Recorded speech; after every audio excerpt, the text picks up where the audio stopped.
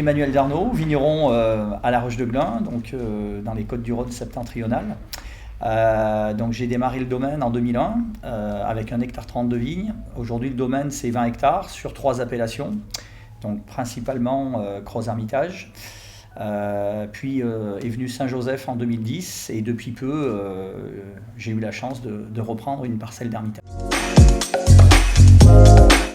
Alors le métier de vigneron, j'étais pas du tout prédestiné à faire du vin.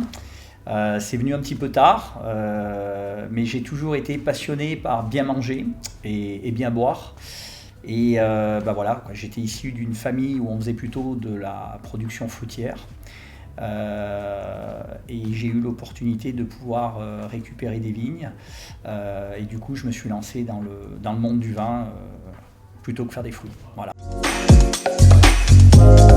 Alors, ma philosophie à la vigne, c'est d'essayer d'être très observateur de ce qui se passe, d'être le moins interventionniste possible, d'essayer de laisser faire les choses, d'accompagner les choses. Voilà, donc après, aujourd'hui, le domaine est dans une démarche bio. Mais voilà, après, c'est de rester dans du bon sens, en fait. Alors ça, c'est un très gros problème. Non, c'est pas évident, surtout ces dernières années, où on a des événements climatiques qui viennent souvent perturber le cycle de la vigne. Et c'est vrai qu'il n'y a pas une année qui est pareille, donc il faut être au plus près du végétal, au plus près de ces vignes, pour déterminer la date de vendange idéale. Et puis aussi se projeter aussi, c'est aussi un pari sur le temps, parce que si la météo n'est pas non plus avec nous, il faut savoir aussi anticiper les choses. Donc voilà, donc c'est aussi une prise de risque.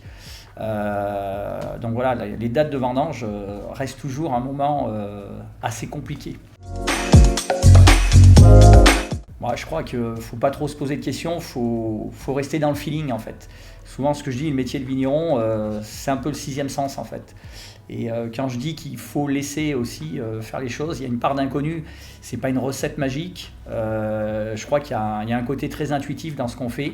Et voilà, à l'instant T, pourquoi on fait ça et pourquoi on ne fait pas autre chose, voilà, j'ai pas d'explication rationnelle à donner. Et il faut vivre le moment présent en fait. Alors ça, ça dépend vraiment des cuvées. Voilà, si on prend notre première cuvée où on veut des profils de vin plutôt dynamiques sur le fruit, plutôt sur un côté primaire, là on est sur des élevages qui sont plutôt en masse, sur des durées qui sont un petit peu plus courtes. Et puis à l'inverse, sur des cuvées qu'on va élaborer et qu'on va élever beaucoup plus longtemps, où on a des élevages qui sont plus longs, et forcément on a des élevages sous bois. Au bout de 18 mois, en général, on met en bouteille, quoi. Grosse question, là. Non, l'Hermitage, c'est vrai que c'est une appellation qui est assez exceptionnelle de par sa diversité de terroirs. Je crois que c'est l'une des seules appellations en France où on trouve les 4 aires géologiques. Donc voilà, donc c'est une chance aujourd'hui d'être présent. Je suis présent sur une très très belle parcelle qui a 2 très beaux lieux-dits, donc la partie Griffieux sur des petits galets roulés et la partie Bessard où là on est vraiment sur le granit. Donc voilà, donc l'Hermitage c'est vraiment une palette de terroirs, de climats avec une diversité et une composition de terroirs qui peut permettre justement d'élaborer des vins, je pense, d'exception. La première bouteille, j'en ai tellement bu que c'est compliqué de se souvenir vraiment de la première.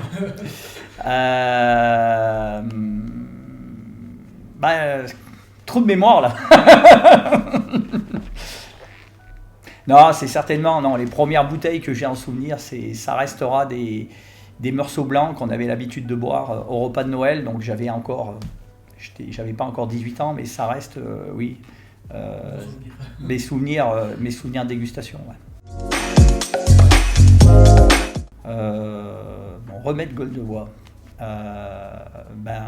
Essayer de boire de l'eau un maximum et pas se lever trop tôt le matin. La bouteille soirée romantique. Un bel Hermitage. Ça remonte à à des souvenirs peut-être sportifs, de victoires arrosées. Donc peut-être pas forcément au vin à l'époque, plutôt à la bière.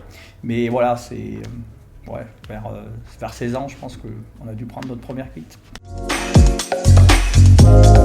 Un vigneron modèle ou exemple, il y en a beaucoup, on s'inspire de beaucoup de vignerons. Non, j'aimais beaucoup Alain Graillot par sa capacité et cette manière qu'il avait d'exprimer les vins.